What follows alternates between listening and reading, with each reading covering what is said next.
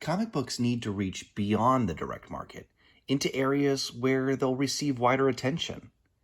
I'm not suggesting abandoning the direct market model, but expanding it and exploring other options to supplement it. Many comic book publishers are seeking to gain a share of the bookstore market, and that's a great start. It's still a limited approach, though. Magazine distribution needs serious reconsideration. It's still there, but thanks to the direct market, it's a shadow of what it once was. There are reasons why the direct market proved superior to magazine distribution at first, but those reasons aren't supporting the direct market any longer. Concessions need to be made between comic book publishers and magazine distributors. Perhaps the notion of returnability can be re-examined, at least on a limited basis. The current system has transferred the majority of the risk to retailers, and the adverse effects of that burden have become too evident recently. The returnable books could even be put to other use rather than simply destroyed. They could be donated to schools, libraries, or charitable organizations. There must be some financial benefit for such donations to charitable or nonprofit organizations. And the greater effect would, of course, be that more people would have access to comic books. There are many other outlets that could prove profitable for comic book distribution if consideration is used in pairing types of comics with specific clientele. Take toy stores, for example. They're a great place to reach young readers, as long as the choices made available are reasonable. Titles like The Filth or Automatic Kafka, which are intended for adults and have very complex storylines, would not fare well at a toy store. Books like Masters of the Universe, Transformers, and any of DC's children's line of books would likely sell quite well.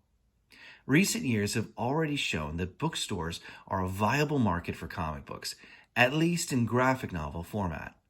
Independent and small press publishers generally see a greater percentage of their sales come from bookstores than the direct market, and manga, as I mentioned, is a huge seller. It's a safe bet that just about anything outside of the spandex superhero genre will reach a significant audience through bookstores.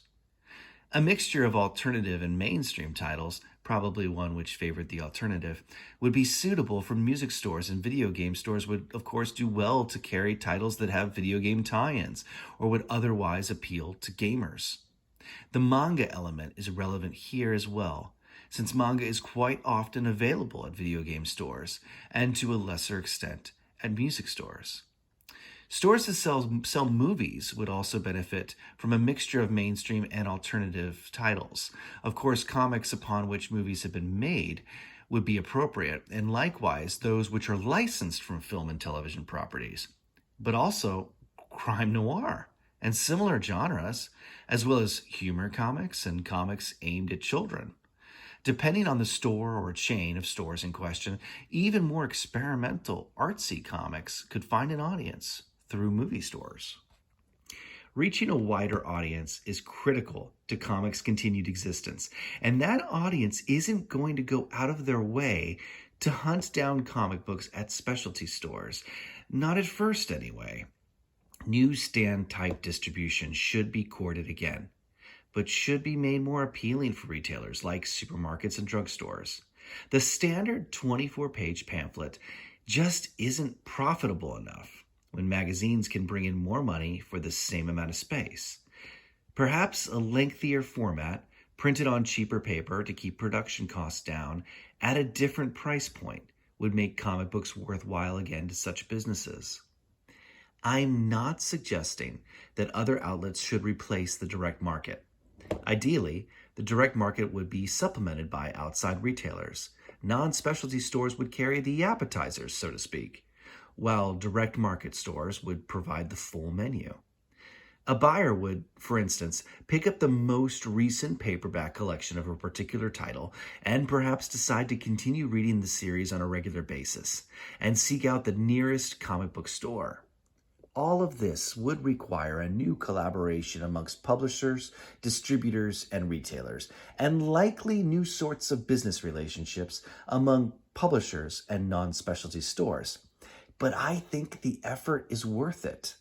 It's unmistakably apparent that the direct market is floundering and has little hope of bringing in new readers on its own.